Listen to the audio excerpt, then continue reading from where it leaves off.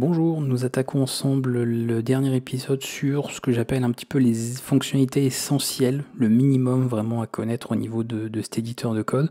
Et on va notamment voir tout ce qui concerne la configuration de l'éditeur, donc voir pour régler quelques paramètres. Alors on a déjà finalement réglé précédemment ce qu'on avait par exemple vu au niveau du zoom, au niveau du zoom de l'interface, on a vu notamment pour le thème de couleur, donc ce sont déjà certaines choses que l'on peut régler au niveau des paramètres.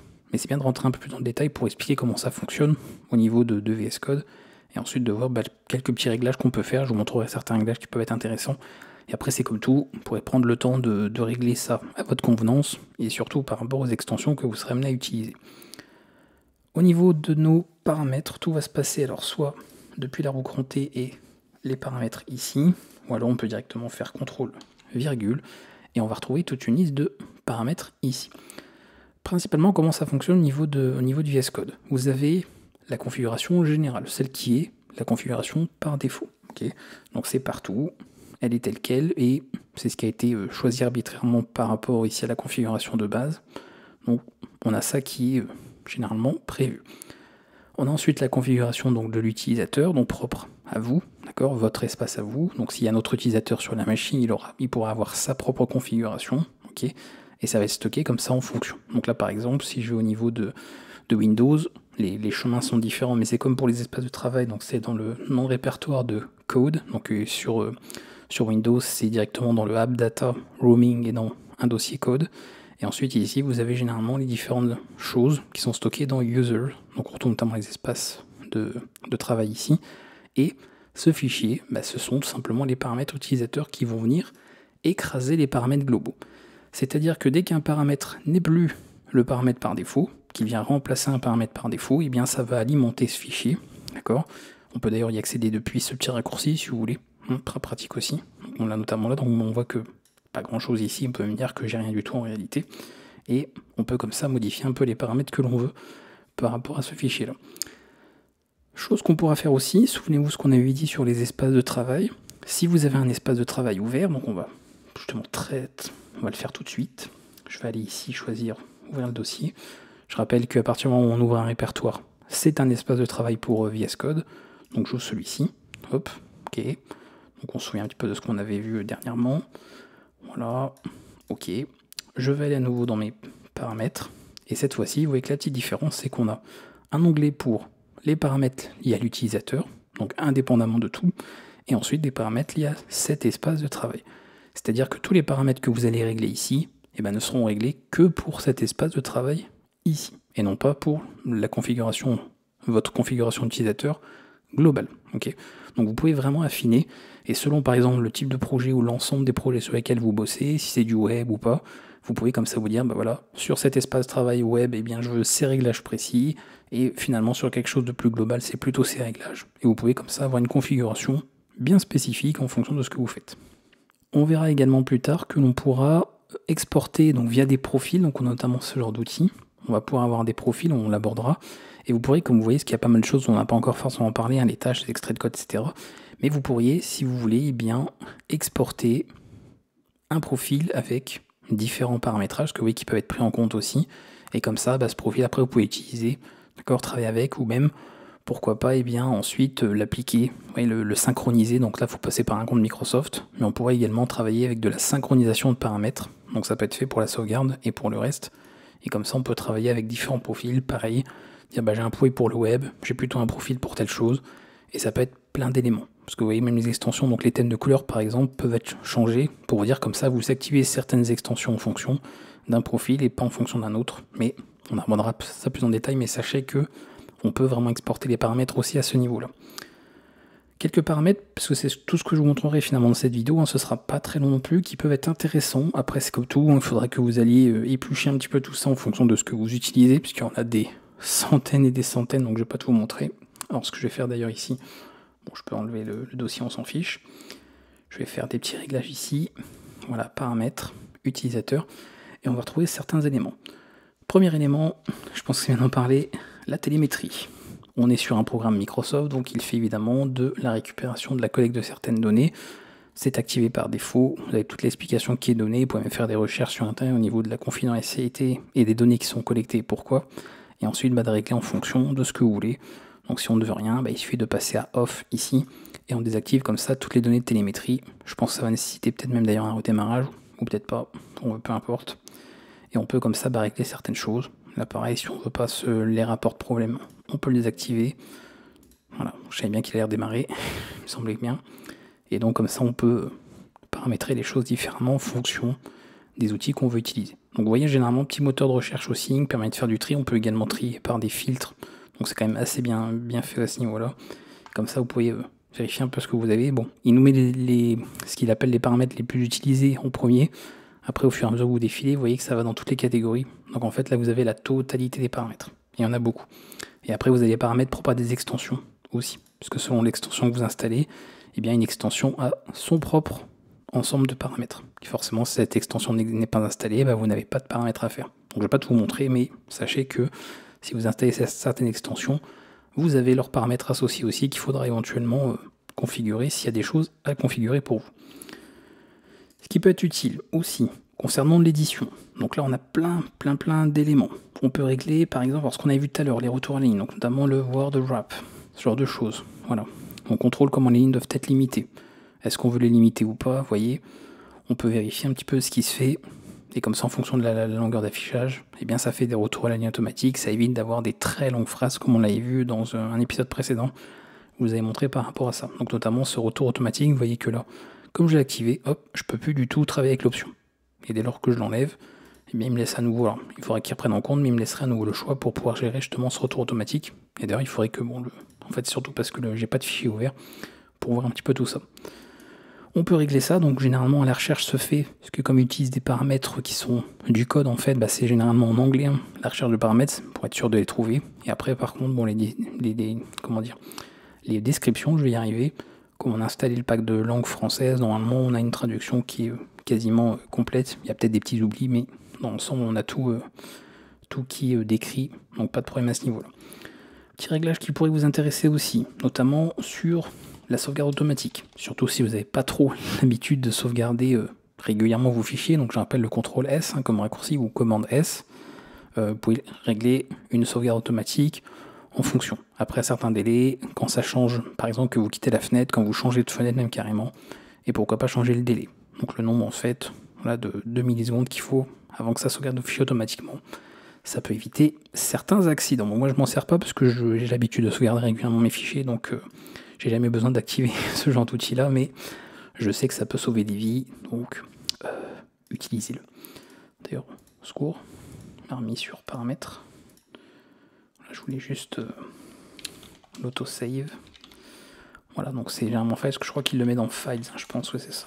Il doit y avoir un paramètre comme ça, autosave, voilà.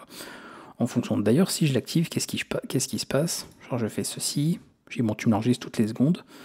Ok, je vais dans mon fichier, vous voyez que en fonction de ce que j'ai mis, il m'a complété. C'est ce que je vous ai dit. Dès qu'il y a un paramètre en fait qui vient remplacer un paramètre, un réglage par défaut, il vous l'ajoute dans mon fichier de configuration. L'avantage, c'est qu'après, comme je vous l'ai dit, avec les profils, vous pouvez l'exporter, voire même, vous faites un copier-coller, vous récupérez ce fichier-là, vous le sauvegardez, et comme ça, si un jour vous réinstallez, vous l'installez sur votre machine, vous n'avez plus qu'à mettre votre fichier, et ça va vous faire tout le paramétrage tout seul, sans devoir tout refaire à la main à chaque fois. Donc c'est quand même pratique. Autre point qui peut servir, qu'est-ce que je peux vous montrer au niveau de la police?